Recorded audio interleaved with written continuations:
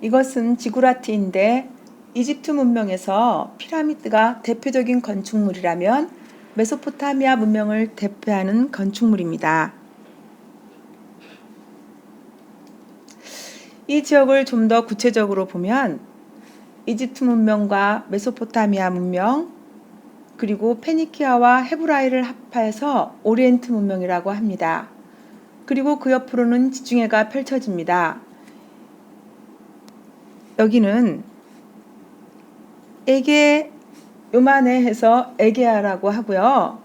여기는 흑해인데 바다 색깔이 검정색이 아니라 안개가 많이 끼어서 사고가 나기 때문에 흑해라고 했다고 합니다. 유럽 최초 문명을 보겠습니다.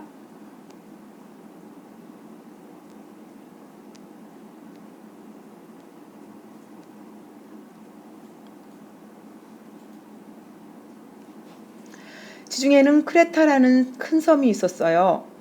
이 크레타 섬과 그리스 본토와 소아시아 반도에 둘러싸인 동지중해를 에게라고 합니다. 그리스 문화가 본격적으로 성장하기 전 크레타를 비롯해 미케네, 트로이 등의 연안 지역에서 일찍부터 문화가 발달했어요.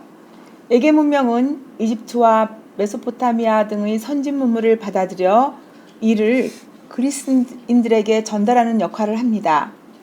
서양의 전설이나 신화 속에 남아있는 크레타, 미케네, 트로이에 관한 이야기들은 모두 에게 문명에서 나왔습니다. 트로이 목마 전설을 아시죠? 트로이 왕자 파리스가 스파르타 왕비 헬레네를 보고 반해서 헬레네 하다가 파리처럼 날아가 헬레네를 납치합니다. 스파르타 왕이 자신의 형 아가멤논에게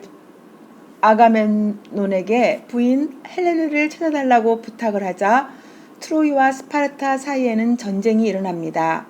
즉 지중해의 패권 싸움이 시작된 것이죠. 결국은 스파르타가 트로이의 목마를 가져왔고 트로이 병사들은 목마 속에 적군이 들어있다는 것을 감지 못한 채 술에 취해서 잠든 사이에 전멸당하고 맙니다.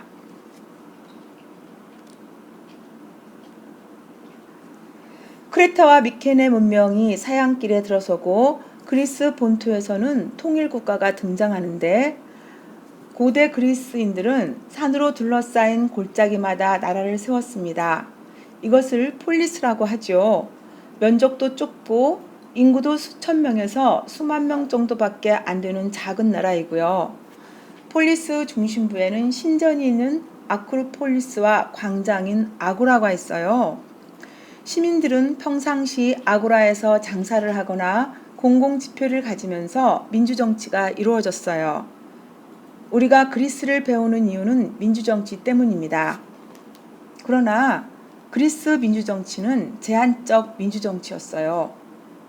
정치에 참여할 수 있는 사람은 시민만이었는데 여기서 시민이란 여자와 외국인 그리고 뇌를 뺀 중장보병을 할 수 있는 성인 남자만을 의미합니다. 중장보병이란 싸움할 수 있는 무기와 갑옷으로 무장한 상태를 말합니다. 그러니까 어느 정도 돈이 있는 성인 남자만을 의미합니다. 그리스인들은 광장을 중심으로 생활하다가 위급한 일이 생기면 아크로폴리스로 피했다고 합니다. 폴리스 중에서는 아테네와 스파르타가 힘이 가장 셌습니다.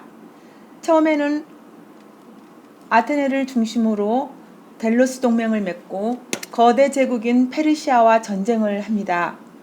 거대 제국 앞에 질 것 같았던 아테네가 마라톤 전쟁에서 승리를 하고 그때부터 마라톤을 기념하는 차원에서 올림픽이 열립니다. 아테네가 거대 제국을 대응하여 맞서 싸워 승리할 수 있었던 것은 작전도 중요하지만 똘똘 뭉쳤던 정신력 때문이었습니다. 그 당시 페르시아는 용병들을 기용해서 돈을 받고 하기 때문에 목숨을 건 태도로 임하지 않았다고 합니다. 승리 후 맹주가 된 아테네는 델루스 동맹끼리 함께 모은 돈을 맘대로 사용하자 다른 폴리스들이 이탈하기 시작합니다.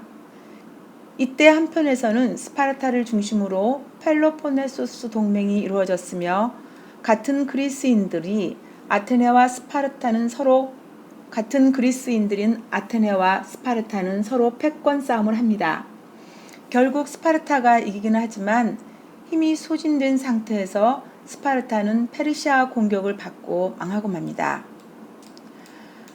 그리스 본토 북쪽에는 마게도니아가 있었으며 필리포스 2세가 같은 종족인 페르시아에게 망한 것에 대한 의협심으로 페르시아를 정벌할 꿈을 꾸다가 피살당하고 맙니다. 왕이었던 필리포스가 주변의 나라를 급작스럽게 많이 정복하자 그 아들 알렉산더는 자신이 정복할 땅이 다 없어지면 어떡하냐고 땅을 치고 엉엉 울었다는 일화가 있습니다. 필리포스가 죽고 난 다음 그 아들 알렉산더는 22세에 대왕의 자리에 앉고 동방 정벌을 떠납니다. 10년 동안 수많은 곳을 정벌하고 70여 개의 알렉산드리아라는 이름의 도시를 세웁니다. 정벌한 지역의 문화를 그대로 인정해주는 가운데 세계 시민주의라는 이름으로 그리스 병사와 현지 여성들과 결혼 정책을 실시하였으며 그리스 문화와 오리엔트 문화를 융합시켜 헬레니즘 문화를 만들어냅니다. 여기서 오리엔트 문화란 이집트, 헤브라이, 페니키아, 메소포타미아라는 것을 기억하시죠? 이후 알렉산더는 유럽과 아시아, 아프리카에 이르는 대제국을 건설합니다. 오랫동안 고향을 떠나 있던 병사들은 향수병에 걸렸고 그 당시는 지구가 네모라고 생각했기 때문에 좀 더 가면 지구 끝으로 떨어질 것 같은 불안감 등으로 본국으로 돌아가기를 강력하게 요구했어요.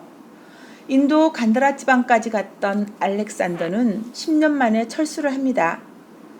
본국으로 돌아가는 도중 바빌로니아에서 말라리아에 걸려 33세의 젊은 나이로 죽고 맙니다. 세계에서 몽고 제국 다음으로 땅을 크게 차지했던 제국은 알렉산더 사후에 세 개의 나라로 나뉘어지고 맙니다. 이때 이루어진 헬레니즘 문화, 즉 오리엔트 문화와 그리스 문화의 결합된 문화는 로마 문화로 이어지고 로마 문화는 유럽 문화로 이어집니다. 그러니까 헬레니즘은 다양한 유럽 문화의 기본이 되는 것이죠. 헬레니즘 시기에 만들어진 대표적인 작품으로는 밀로 비너스가 있습니다.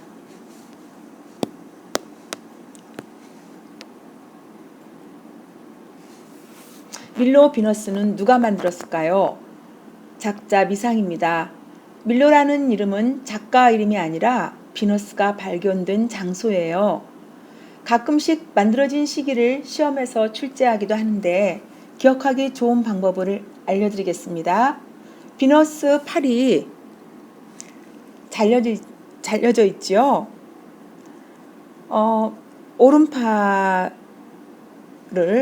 오른팔은 아래를 향하고 있으며 왼팔은 위쪽을 향하고 있으면서 뭔가를 들고 있을 것 같아요.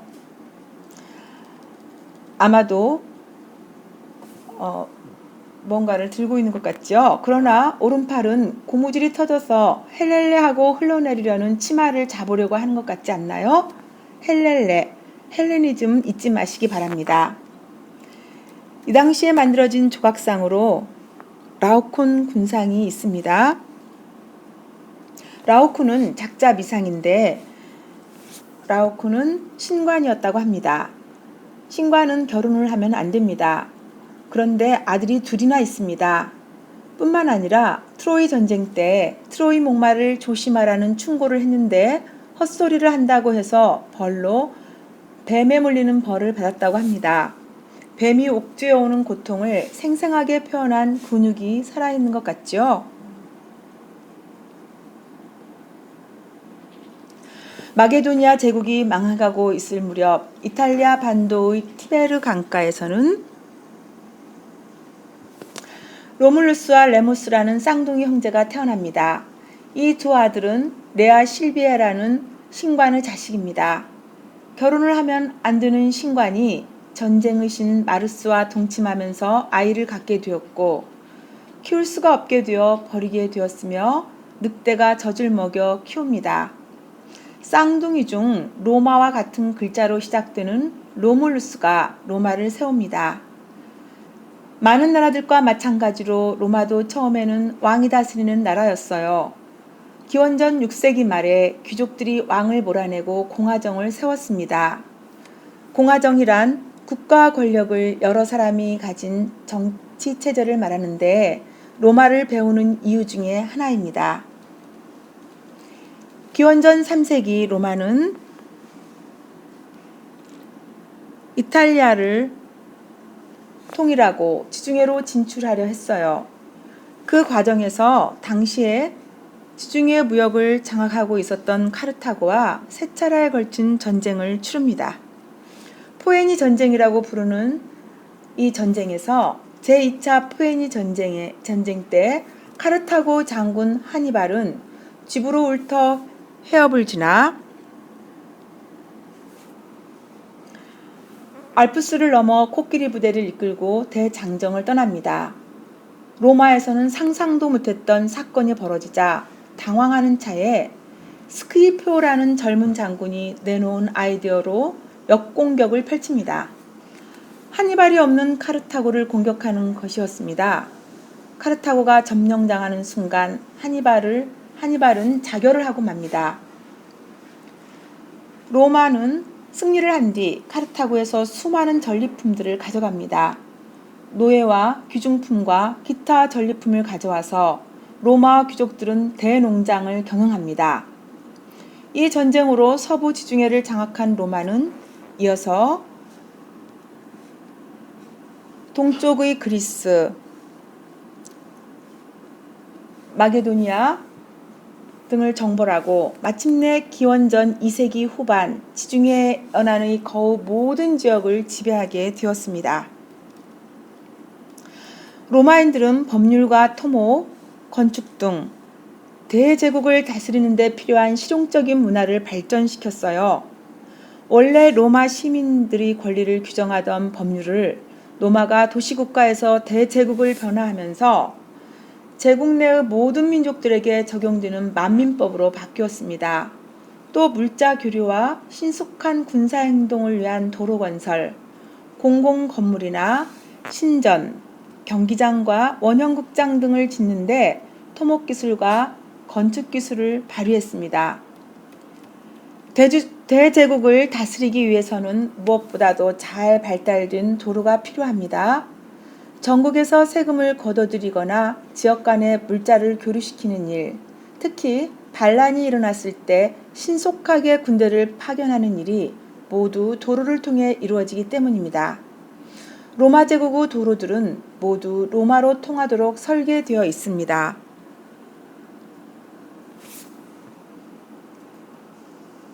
로마인들은 산의 굴을 뚫기도 하고 골짜기에 높은 다리를 놓기도 하며 직선의 도로를 만들기 위해 노력했어요. 이렇게 만들어진 도로는 지금도 감탄을 금할 수 없을 정도로 튼튼합니다. 그래서 일부 도로는 2000년이 지난 지금까지도 사용되고 있습니다. 로마가 번성하고 황제와 귀족의 권력이 극에 달하여 부패가 시작되고 있을 때 헤브라이 지역의 작은 마을 베들레헴에서 예수가 태어났어요. 이분은 모든 인간을 평등하다고 말합니다. 황제 숭배를 거부합니다. 로마의 황제는 이를 용납할 수가 없었죠. 그래서 핍박하기 시작합니다. 핍박할수록 지하 교회인 카타곰에서 모임을 가지며 신앙을 유지합니다. 크리스트교가 걷잡을 수 없게 널리 퍼지자 콘스탄티누스는 초기에는 기독교를 핍박했다가 기독교인들의 환심을 사서 황제권을 회복하기 위해 313년 밀라노 칙령으로 기독교를 공인합니다. 이때 기독교를 몰랐던 사람들도 예수가 누군지에 대해서 궁금해하기 시작했고요. 여러 가지 이론이 나오는 가운데 그 이론 중에 예수님이 하나님과 성령님과 같다는 삼위일체설을 주장하는 아타나시우스파 이론이 정설로 받아들여집니다. 이때부터 삼위일체설이 아니고는 이단시 여겨집니다. 지금의 유럽의 국기 중에서 삼색기를 가진 나라는 삼위일체설을 믿는 나라라고 볼 수 있습니다. 그 후 392년에 테오도시우스 황제는 기독교를 로마 제국의 국교로 채택을 합니다. 테오도시우스 황제는 죽으면서 자신의 아들 둘에게 로마 제국을 나눠줍니다. 때문에 로마는 동로마와 서로마로 갈라집니다. 그중 서로마 제국은 계속되는 게르만의 침략을 견디지 못하고 476년에 멸망을 합니다. 그러나 동로마는 콘스탄티노플을 중심으로 동서무역을 주도하며 번영을 합니다. 이슬람의 침략을 막기 위해 불러들였던 십자군에게 수도를 점령당하는 사건도 있었지만 1245년에 오스만 제국에게 함락될 때까지 1000년 가까이 역사가 이어졌습니다.